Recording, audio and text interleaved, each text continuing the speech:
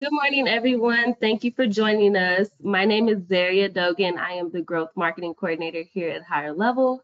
You have joined our HiNotes webinar program today.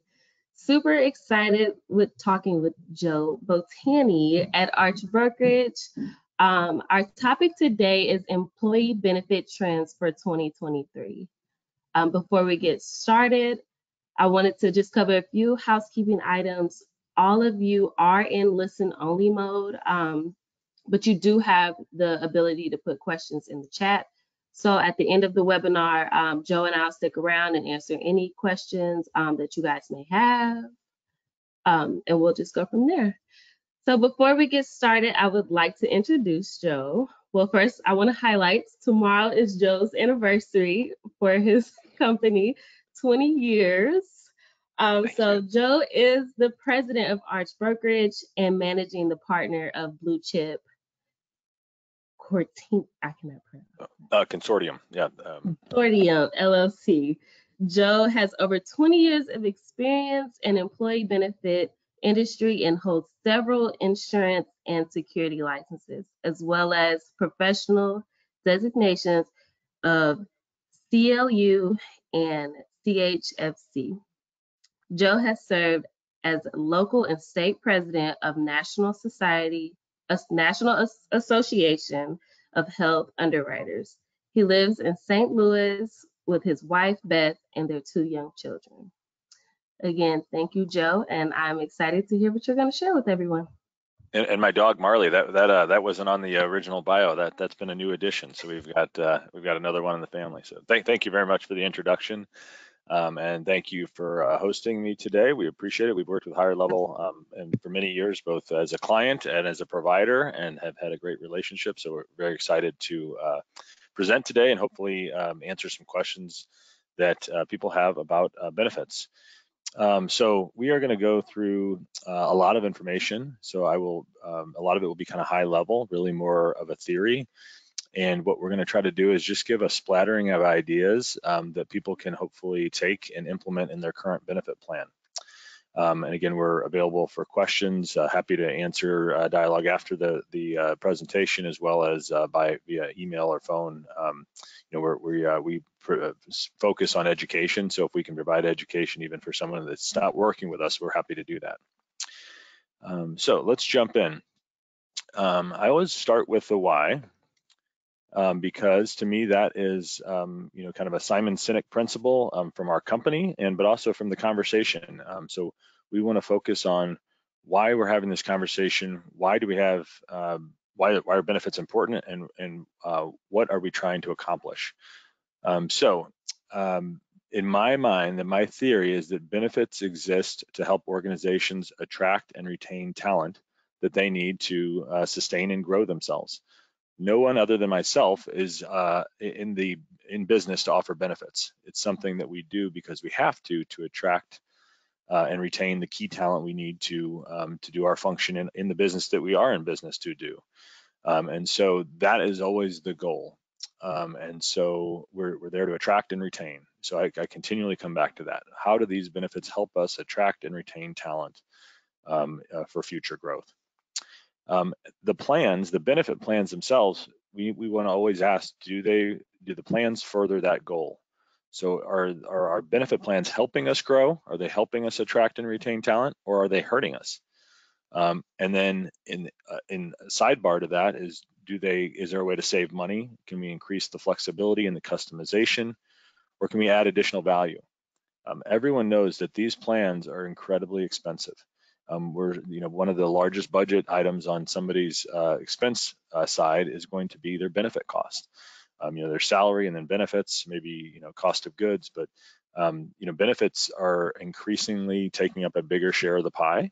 And so we want to try to control that. But if we know we're going to spend a lot on benefits, we want to at least make sure we're getting the best value, that they're having the best impact on attracting and retaining talent. So that is always where we're coming at from this conversation as the end goal. So what are the challenges? The challenges are many. For employers, again, if the goal is to attract and retain talent, one of the biggest challenges is that this is the most competitive job market I've seen in my 20 years, as of tomorrow. But this is a historically tight job market. So everybody that's on the call, if you're in charge of hiring and keeping people on your payroll, you know that they are this is the most challenging environment we've seen. And so that is the biggest challenge. How do we use our benefits to attract and retain talent? Then within that, there is obviously always cost constraints. If money was no object, building a benefit plan would be really easy. We could, put everything there and make it cost nothing for the employees, and there would be no out-of-pocket cost, and everything would be great. And we'd max out the 401ks, and that wouldn't be a problem. But obviously, any dollar you spend on benefits is a dollar that you can't spend on something else. And then the other piece that's a challenge in benefits is that cost inflation. I think everyone knows that healthcare costs have risen faster than anything else. Even in a high inflation environment, healthcare costs are outpacing that inflation. And so not only is this a big budget item, but it's an ever expanding budget item because it's growing faster than other expenses. The other challenges are from an administrative standpoint, the compliance burden, the administrative complexity of these plans, administering these plans has grown and grown, and so it takes more resources from the HR team or the HR person or the business owner that's wearing the HR hat, and so there's a growing level of complexity. And then the other one that I think is really kind of starting to really shape things is the increasingly diverse workforce. You think about it from a multi-generational standpoint. We actually hired somebody that is 19. We have employees in their 70s. In the workforce, we have people from teens all the way up to maybe 80s. So multiple generations. What those people want and need from a benefit offering is extremely different.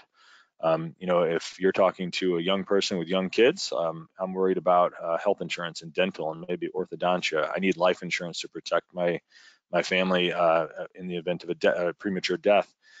If I'm talking to somebody that's in their late 50s, they're concerned with health insurance. They might be concerned with retirement planning. If I'm talking to a 19-year-old, they want flexibility. They might want something totally different from a benefit standpoint. They might be on their parents' plan, and so health insurance isn't important, but they might have other needs.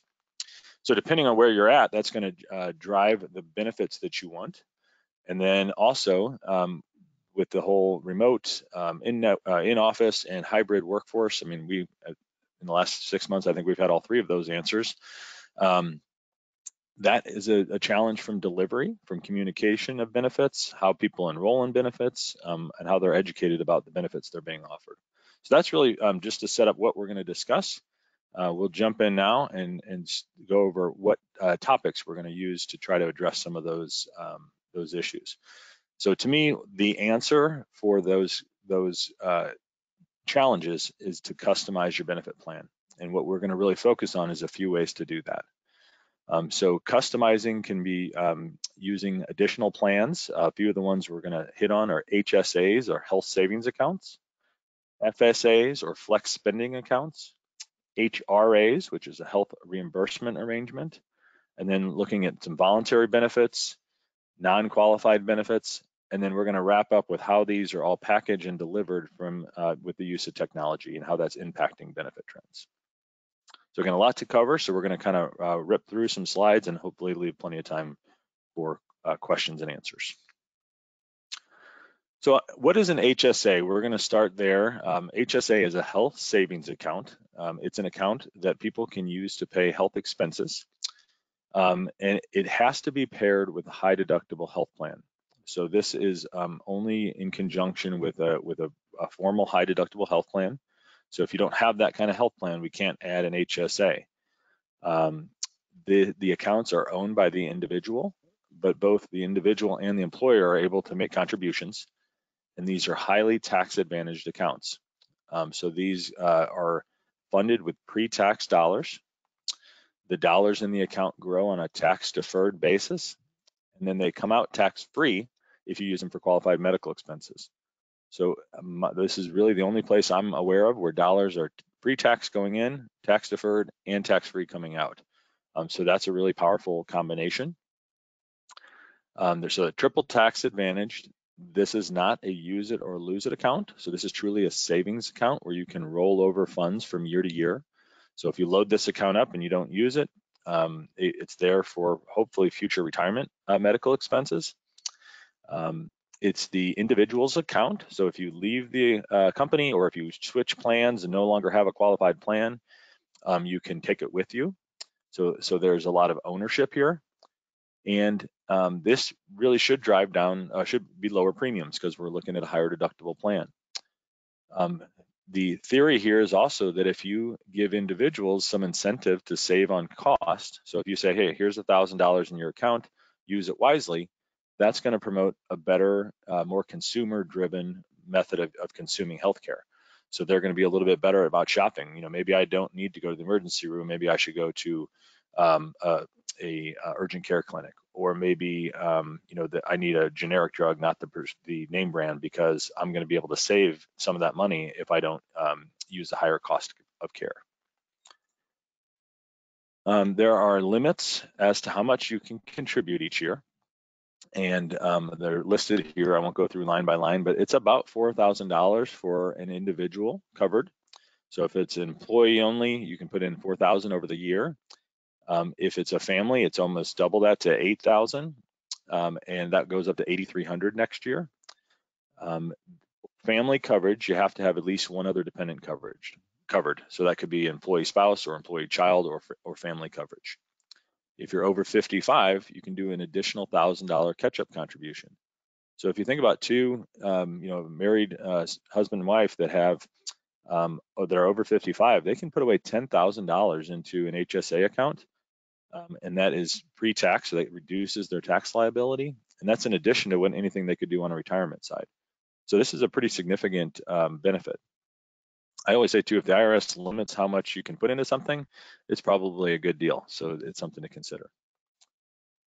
Once the money's in, there are rules on how the money comes out. The distributions from your HSA are tax-free if they're used for qualified medical expenses. There is a portion of the IRS tax code that specifies what is a qualified medical expense, but it's a very broad list.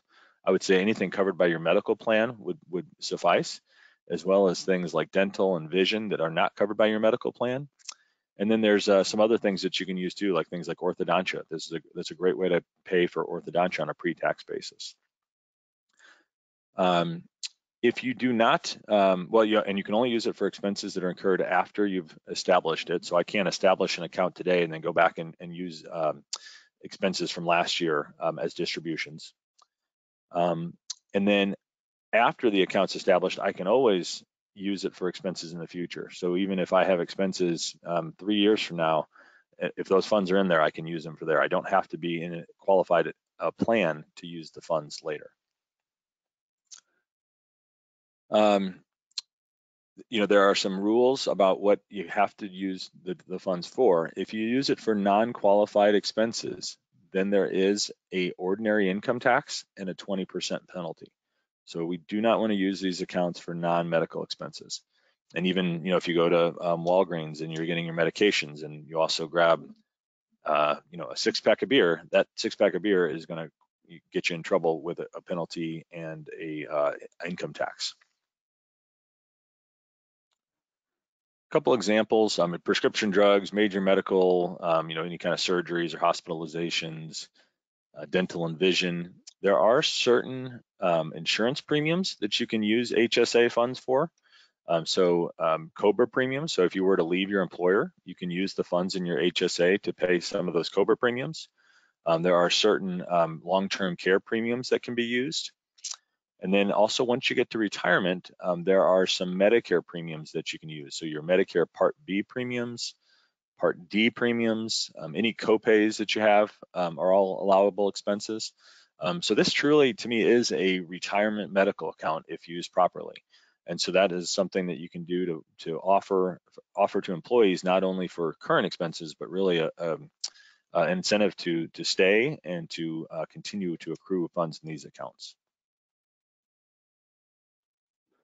Okay, we're going to switch now from HSA to FSA, and I apologize in advance that insurance has as many acronyms or more acronyms than any industry, but I will hopefully remember to explain what each of those are. So HSA is Health Savings Account. FSA is Flex Spending Account.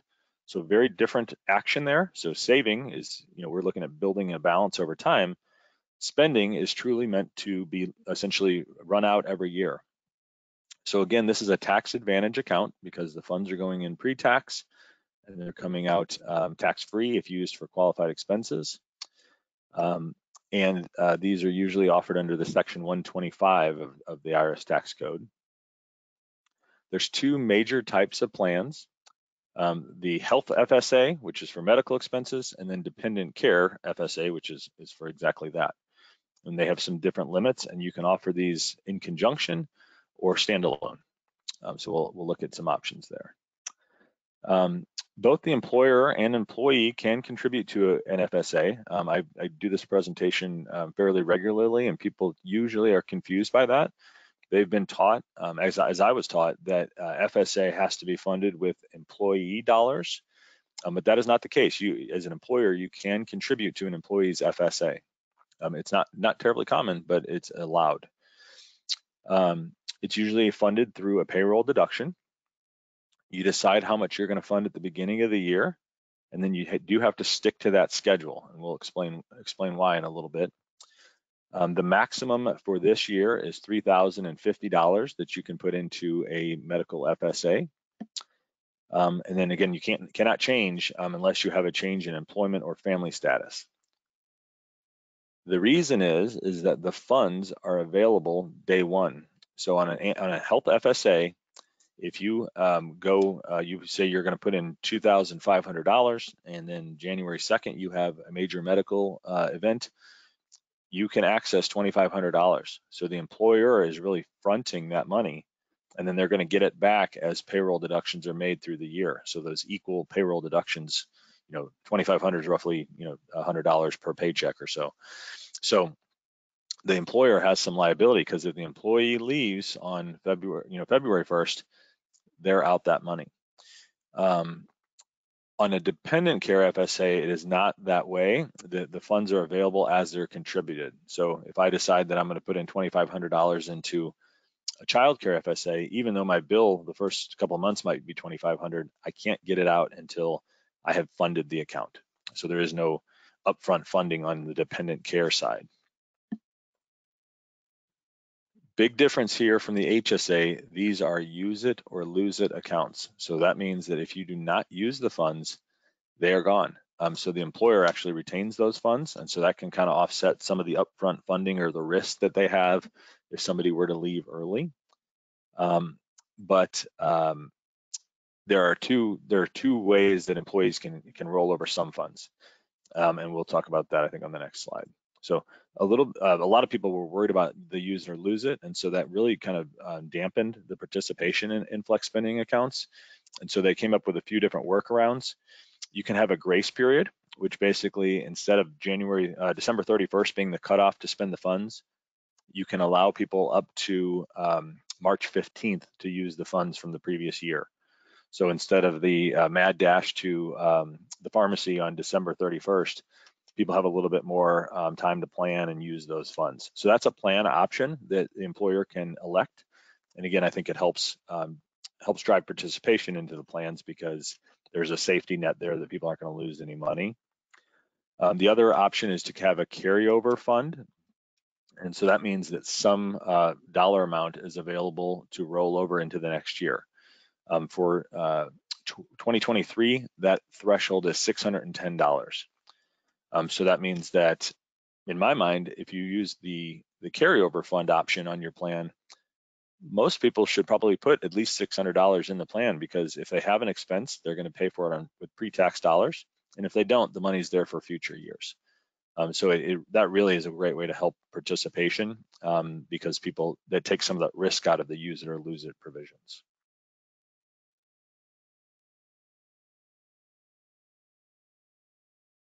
All right. And again, we can same kind of list of medical expenses. So medical, dental, those are traditionally allowed on all FSAs. Talked about the limit of 3,000. The method is typically going to be on a debit card. I do think that this is a little bit more upfront with its regulation. So typically, employees will need to provide a receipt to the vendor that is administering the FSA. So that is one place where we do see some aggravation. If you go to the doctor and then you use your debit card for a copay, and then that FSA holds up the charge until you submit a receipt, it's an extra step. On the HSA, it's typically the employee's responsibility to maintain records, but there's nobody monitoring that. There's not a gatekeeper in place saying, oh, was that expense for prescriptions or for the 6-pack of beer? On the FSA, there is a gatekeeper typically, and so there's a little bit more involvement of the employee on these plans.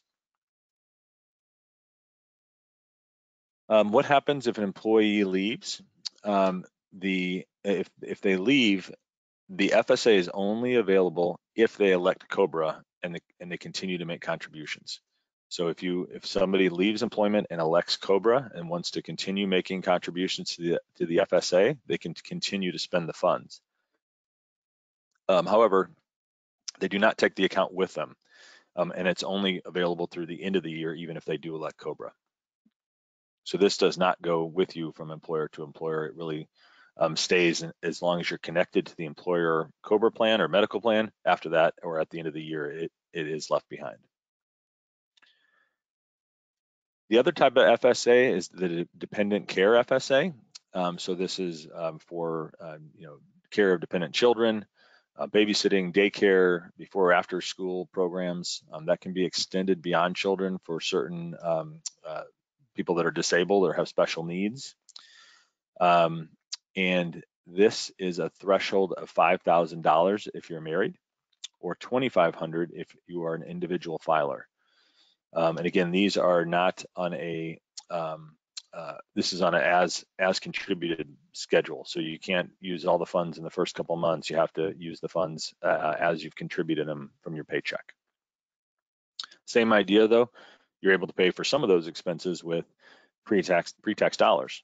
And so this is a great benefit for that demographic that has young kids. And so if you've got employees that have young kids, this is a great benefit to make available to them. There's really no costs other than the administration. So you might be charging, paying an administrator to manage the benefit, but it's the employee's dollars. You actually are going to save on some payroll taxes because you're reducing their taxable wages. And it's kind of a no-brainer if they know they have those expenses. And as again, I have 2 little kids, so I know those expenses are quite extensive. And so any break I can get from a tax standpoint is a nice benefit from an employee perspective. Okay, next acronym, HRA, or Health Reimbursement Arrangement. So this is a health reimbursement arrangement instead of a high HSA or health savings account. It does not need to be combined with the high deductible plan, but it typically is paired with a higher deductible. You usually cannot just do a standalone HRA, so it has to be paired with a medical plan. And then there are some ways to reduce that to a certain population, so it can be used just for retirees, for example. We'll talk about that in a few slides. I like the health reimbursement arrangement because it is a very flexible tool. And I think of it as a way to take a plan from an insurance carrier. So if I'm on a United Healthcare plan with a $1,000 deductible, and that cost is getting higher and higher, the HRA is a way to take another plan off the shelf, if you will, and to customize it using the reimbursement arrangement. So this is entirely funded by the employer, and it can really reduce premiums quite a bit. And then employees still have freedom on how they're going to manage their benefits and manage cost. So I think on the next slide we have an example. So the idea being that you can customize a plan. So if I have that $1,000 deductible plan today, let's say I buy a $5,000 deductible from the insurance company. that will be a significantly less premium from the employer standpoint. Obviously, that's a big difference for the employee to go from 1,000 to 5,000. So one example of an HRA would be that we are going to have a reimbursement arrangement, so a health reimbursement arrangement to reimburse the second $4,000 of that deductible. So if the insurance company is going to pick up at 5,000, let's say with a 100% plan, the employee is going to pick up the first 1,000. From 1,000 to 5,000, the employer is agreeing to reimburse that expense. And so, if we can do the math and see how many people would need to meet the full deductible in a year to offset the savings from the premium. And that can be usually a pretty significant percentage of people would have to hit that to break even. And anything that's below that is going to result in premium savings. If there's any unused balance, the employer is going to keep those funds. So they're really held in the employer's general account. They're not set up in a separate account. This can be done at any size. So this can be employers from 2 to 10,000. You don't need to pre-fund this. So these are not, it's not really a liability. It's really set up as a potential budget expense. And we usually have some guidelines as to what we expect that to look like. But again, it can net a very significant premium savings.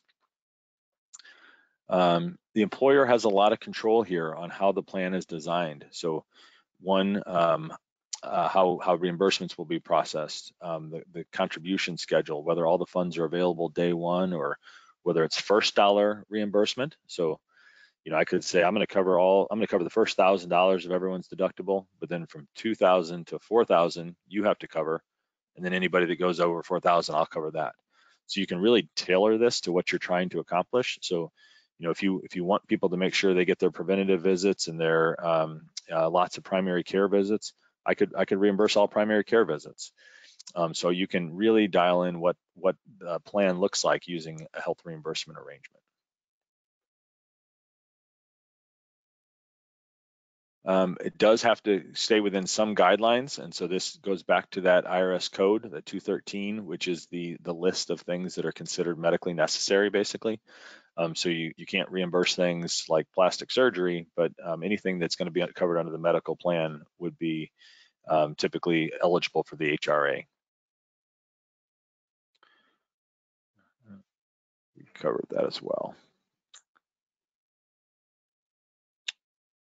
There are some ways to tailor who you are going to offer this to. So, current employees is obviously the default. People are going to cover the employees that are on their plans. We do see this as an option for retirees quite a bit. So this is a great way to fund retiree healthcare costs if you're either wanting to or required to, depending on your industry. And this can be extended to spouses and dependents, or it does not have to be. So this is something that you can make available to your employees. Let's say that you have a $3,000 deductible plan. For employees, we're going to reimburse anything over $1,000. But if you want your spouse and kids to be covered on that plan, that deductible expense is on them. The thing you want to make sure is that it's consistent across all employees, so you're not picking and choosing, but you can be really tailored as to where these dollars are going and try to get the best value or the best impact for your benefit plan. The only exception here, I'm sure some people on the call are either self-employed or they are shareholders in an S corporation. They are not eligible for those HRA contributions. So that is one limitation with the HRA, is that you're excluding yourself if you are an owner of the entity. So this is viewed as a welfare benefit, and so that means that it has to apply to COBRA. And so if you have somebody go out on COBRA, you do have to continue the HRA while they're on COBRA. And so that is a potential liability or a potential risk, because on the COBRA side, you are going to be charging the full premium that you're paying to the insurance company for that individual or that family. But if you are reimbursing the deductible, that could be a potential expense that you'd have as an employer. So one thing to be aware of here is how COBRA and HRAs play together. And so that's a little more complex, probably for a longer presentation. Historically, this goes back, for the past 20 years, you could not use HRA funds to fund any kind of individual health insurance premiums. This is really a group product, and it wasn't really designed to pay premiums. It was really designed to pay healthcare costs, like your copays or deductible expenses. In the last couple of years, since 2020, there are two new kinds of HRAs that again are fairly complex for today's overview, but something to be aware of. These are individual coverage HRAs or qualified small employer HRAs. So again, big acronyms, ICHRA and QSERA is how we're pronouncing these acronyms. But the ICHRA, or individual coverage HRA, is for those that are not offering a traditional health plan. So or to the same class of employees. So let's say I have a plan for my full-time people, but there's no benefit for part-time. I could offer them a reimbursement account for individual health insurance premiums using an ICHRA. Or let's say I have a small company and I don't have benefits today, but I want to offer some way for people to some help to get their own individual health plans. This could be a really good fit. This is going to be a tax advantage way to contribute funds to individual health insurance plans. The QSERA is the Qualified Small Employer HRA. This is, again, for small employers. There's some size limits, and this is, again, cannot have a traditional health plan alongside of it. So these are, I'd say, newer ideas. They come with some benefits and some limitations. To me, these are really designed for groups of people that don't have a health plan, a group health plan offered to them today. But it's a great way to customize the benefit package. Again, if you're looking to compete in a non-traditional market, so if you're saying, hey, I need more part-time people or seasonal people, and I can't offer them benefits because they're not full-time, these are potential fits to try to attract and retain individuals that otherwise wouldn't have any benefit offerings. And then again, I think it's for those really small employers that don't offer group benefits, this is another option to offer some form of health insurance with some tax benefits. All right, so we're going to look a little bit at some of the differences between some of these plans. Excuse me, starting with the HRA and HSA. The high deductible health plan is required to offer the HSA. That is not the case with the HRA. So you can only offer the HSA if you have a qualified medical plan that goes along with it. The HRA can be bundled with any plan. Because of that, the HRAs have a little bit more control that the employer has. So the HRA is a more flexible tool, whereas the HSA is really driven by the IRS as to how those plans can look and how much you can put into them. The other difference is on the HRA, those are all employer dollars, whereas you can make an HSA available and either choose to fund it as the employer or the employees fund it on their own. So those are some of the big differences. The HRA has no limit, whereas the HSA has a limit. Claims must be substantiated. So that means on the HRA, you're going to have that receipt. You're going to have an explanation of benefits in order for the HRA to be reimbursed. On an HSA, or health savings account, it's really the employee's responsibility to manage any proof that they spent money on the right accounts. And HRAs and HSAs cannot reimburse non-medical expenses. And then the other difference is because the funds, who owns the funds? The employer owns the funds on the HRA. So any interest or growth on those dollars is the employer's. The HSA is owned by the employee. And so once those funds are deposited, any growth, interest, investment returns are the employee's growth. So that is, the ownership is a big difference.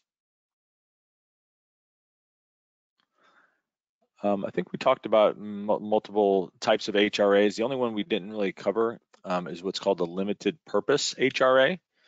And so this is really when you start combining HRAs and HSAs. So, we talked about HSAs, we talked about FSAs, we talked about HRAs. There are ways to combine them, but we have to be careful. And so the caution is that you can't have the same type of account paying for the same expenses. The easiest way to avoid that is that if you have an HSA plan, a health savings account that allows your employees to save money in a pre-tax account, we don't want to offer an HRA that covers the same expenses, but we might want to offer an HRA for other expenses. So we can define that. And so they call those limited purpose HRAs. We could just do dental and vision, for example. So that's very common. We'll say, we're not going to have a dental or vision plan, but we want to reimburse up to $250 of dental expenses each year. That would be fine next to an HSA. Now, if I have an HRA that reimburses copays and the first dollar deductible, that would not be okay with the HSA. So really, the HRA, again, it's very flexible and allows you to set the rules so that you are able then to still take advantage of another account like the HSA.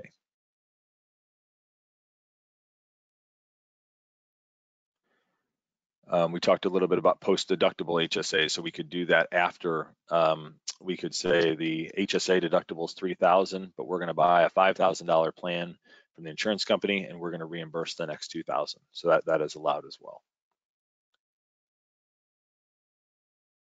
And then the other one I mentioned was the retirement HRA. So this is for people that are no longer currently actively employed, but there are certain places, whether that's union or certain types of like school districts where retiree benefits have to be offered. An HRA is a way to fund that obligation. And so we have a client that has put a certain amount of funding each month into a reimbursement account, and the employees can then choose to either use that to pay their copays or deductibles, or they can use the premium to purchase like a Medicare supplement plan. So this is a way that instead of all of these retirees being on the employer plan, they're funding the accounts and letting the employees choose the best fit for them. So it's a way to let people customize benefits and to reduce some of the administrative and potential exposure on the medical plan. So again, that's a little unique for those that are offering retiree benefit plans, but again, a very, very flexible vehicle. Okay, so moving off of our acronyms, I'm going to shift gears into, so I would put all three of those accounts we just talked about, HSAs, FSAs, and HRAs, in kind of a bucket of non-insurance benefits. Those are things that we can offer to employees to help round out insurance plans. Voluntary benefits are going to be insurance products that are typically at the employee's expense. And so, and that could either be fully at the employee's expense. So these are things that you're making available to your employees as their employer, but they're fully paying for the cost. Or you could partially fund some of those benefits, whether that's a percentage or a fixed dollar amount. Some examples, so voluntary could be for traditional benefits like dental, vision, life insurance, or disability. And so that's very common. So people might have a medical plan they're offering, and then if you want dental, we're going to make it available, but you're going to have to pay the premium. Or maybe we're going to offer long-term disability and life insurance, but if you want short-term disability or additional life insurance, those are going to be voluntary benefits. And then there are also things like long-term care, critical illness, which is usually a specified benefit if you have one of the listed illnesses, so cancer, heart attack, stroke. They're going to pay a lump sum so that you can use that to either pay for medical expenses, or maybe you're going to need more time beyond paid time off. So you're going to need some funds for income replacement, those kind of things. Same idea with hospital and accident plans. These will pay a certain dollar amount if you're confined to a hospital. It's usually a per day benefit, or a dollar amount for an accident or injury. Again, the idea is that you're going to have some deductible expenses, but if a child breaks their arm, you might have a day off of work, and so there's going to be some additional cost that these plans are designed to cover. Again, some of the benefits of offering voluntary plans is that they can add a lot of value to your benefit package without adding any cost. They can also fill in some of the gaps. So as we've seen, healthcare premiums go up, we've seen deductibles go up to try to offset that. One of the ways to try to fill in that new deductible gap is by offering a hospital plan or a critical illness plan. So people can say, hey, if I got sick, I got to pay a $5,000 deductible. But I know that if it's a hospital stay, I'm going to get a reimbursement that'll cover some or all of that deductible. What I really like about it though is it allows people to customize their benefit plan. And so, if I'm needing more dental insurance because my kids are about to get braces, so that's where I'm going to spend my money. Or maybe I need additional life insurance because my kids are young and I want to fund, future earnings. I can choose that benefit. But then someone else might say, you know what, we're planning on starting a family. We really need short-term disability to cover pregnancy, or maternity costs, lost wages. So that might be the benefit that somebody else chooses, is short-term disability. So to me, this is a way that you can offer a menu, and then people can really pick and choose off that menu to try to customize what their needs are. So again, it's kind of making a buffet available to employees, and then letting them pick what they need or want the most. We'll talk a little bit in a few slides about how that might work from an administrative and from a technology standpoint.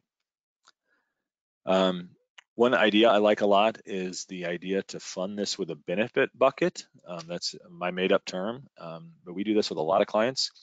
So the idea there being, hey, you know what, we're not going to offer the traditional dental plan that some people want and some people don't. We're not going to offer everybody the same benefit for life insurance because some people need more and some people don't need any.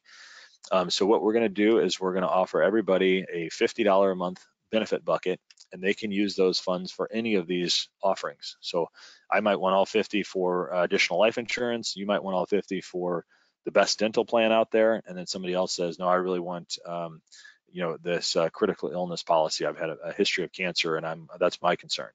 So people can take the dollars and then allocate them to the needs that they have off of that menu. So again, I think that's a really great strategy. It's a great use of dollars because instead of, we're paying the same premium for everybody for all these benefits, we're really letting people customize and target what they want. So that to me is getting to the heart of the customization question. This is a new thing that we've implemented with a few clients now. This is, to me, getting outside of the traditional box. So we have the benefits like HSAs and FSAs, and we have traditional insurance products. This is a non-qualified, non-insurance benefit that is really kind of new and taking off. The one vendor we use calls it a lifestyle benefit fund. That is not a magic name. That is not an IRS term or anything like that. When I say non-qualified, what that means is this is a taxable benefit. So this is not, the IRS is not saying this is a qualified benefit that you're going to use pre-tax dollars for. This is a taxable benefit. I think of it kind of like a bonus. It's basically saying, hey, we're going to give you additional salary that's taxable, but we're specifying what it's for. So it is like an HRA in that sense, in that it is specific purposes. We're going to say, hey, these funds are available if you choose X, Y, or Z. It is typically used to either accentuate or to use in lieu of a wellness benefit. So we call them healthy lifestyle benefits. The idea being, hey, if you take part in some of these healthy lifestyle activities, we're going to help fund that. Examples would be a gym membership, fundraiser, runs or walks, but you could even do golf lessons or rounds of golf, ski passes, or even equipment. You could say, yeah, we're going to pay for golf clubs. We want you to get out and walk around and play golf. So the idea here is that we are going to encourage people to do things they like that are healthy for them, and we're going to put some dollars towards it. What I like about this from a benefit package standpoint is that they have a lot of buzz. People are, hey, my employer is paying for my ski passes. That's awesome. And so a great way to get people excited it tends to appeal most to people that might not be excited about some of the other benefits. Like, the younger group that doesn't care so much about their health insurance or life insurance are going to be really excited about paying for, marathons or ski passes. So something unique, and again, we're seeing some traction there, and it's just a way to offer something that's different, and it's a great conversation to have when you're having an interview to hire somebody. Like, oh, we have a medical plan, we have a dental plan, just like everyone else. We have a great high deductible plan. We put money in your HSA, but we also put $300 every year towards something fun that you like to do outside. So again, just something unique and a little different to differentiate your package, your benefit offering. Okay, so I'm going to wrap up with a couple slides here and just talk through how these get delivered and the importance of technology in that delivery. And so I say delivery matters. So, if I offer the best benefit plan in town, but I don't tell people about it, or they don't understand how it's used or why it's a great benefit package, I'm not getting the full value. If I offer a mediocre plan, but I really, explain it well and people understand it and they're thankful for it, and I might be getting a lot more value than somebody that's spending twice as much. So how you package these benefits and how you show it as a comprehensive plan is important. It's one thing to say, hey, you've got some health insurance, and I think we've got some additional life. It's another thing to say we offer a full benefit package. We offer medical, dental, vision, disability. Some of those are voluntary plans, some of those are employer paid. But what we're trying to do is cover you, completely, and we're going to help you make those elections.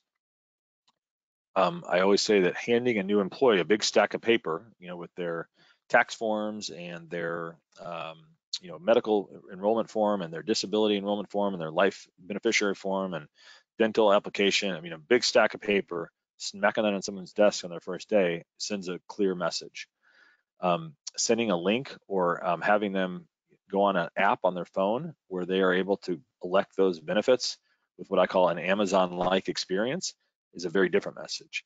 And so as we continually try to recruit and hire younger individuals, they are expecting this experience. And so to me, one, it's going to allow people to customize easier. They're able to look at things in a digital format. They're able to share it with their spouse. So we'll throw a video there. So we might have a video explaining the benefits loaded up on the enrollment site so that they can go through and watch a video while they're making elections with their family, figure out what they need, add benefits to a cart, if you will, and see what their payroll deduction is going to look like, and say, that's more than I thought. I'm going to take that back out, and then we're going to add a lower plan, or let's self-insure vision insurance, and then we're going to add disability. So again, how it's delivered is important, and technology is a big piece of that. Some of the benefits of using benefit administration technology, I think some are obvious, but I wanted to highlight some. One, it's streamlined. This is either online or mobile. It is not a whole bunch of paper, which always has mistakes. So from an HR standpoint, we're reducing all that manual work and all that collection of data and all the illegible information or redundant entering. How many times you need me to type my social security number. Also, you get a much better communication. So we are able to target messages. So I can say, hey, I saw that you started your benefit enrollment, but you haven't finished. We got to have that done by next Friday. So I can send that message to the people that started. The people that haven't logged in, I can reach out and find out why, or we can send them another message. Say, hey, you really need to log in by Friday if you want benefits for next year. And then as we're collecting all this data, we're going to get a couple outcomes that I really like. One is better tracking from a compliance standpoint. So you are going to be able to say, yep, no, we offered all these benefits to all employees. Here's where they signed off, or elected benefits. And you're going to start to see what benefits are being utilized. You're going to get better data for future decisions. So if we know that people really like dental, they're buying a lot of voluntary dental, we might want to make that a core offering in the future. So when we can use this data to make better benefit planning decisions for the long term. So with that, I'm going to wrap up and open up for questions. I think we got about 10 minutes left from our time, and I appreciate your time and attention. And hopefully, if there's any questions, happy to answer those now.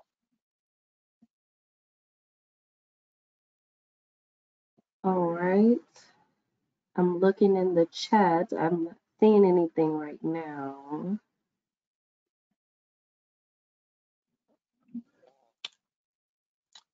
Yep, happy to stick around, and we again appreciate your time. And if my contact information is there, if I can answer questions offline, I'm happy to do that. And I'll stick around until people jump off. And if anybody has a question, happy to answer it now too.